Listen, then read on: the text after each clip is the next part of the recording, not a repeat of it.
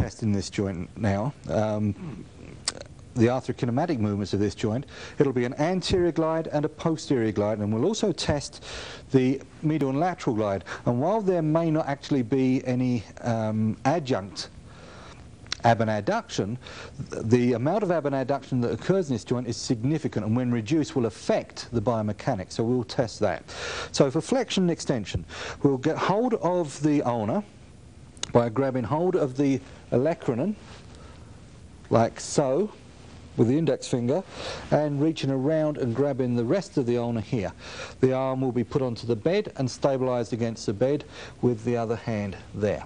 Now, to produce the anterior glide, we simply pull up on the ulnar, and to produce the posterior glide, we push down.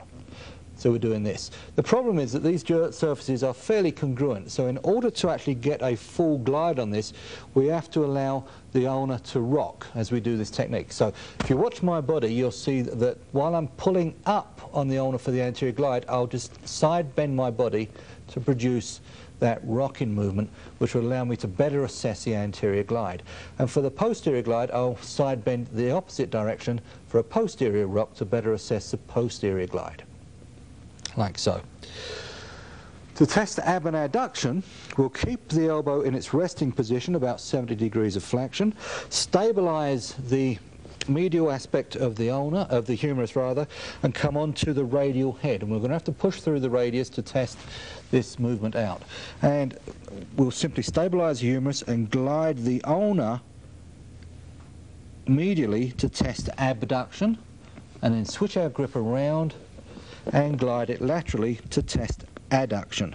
Now, you're not looking for yards and yards of infill out of these medial and lateral glides, because there isn't any, obviously. Rather, what you're looking for is an abnormal infill, and this is often very hard.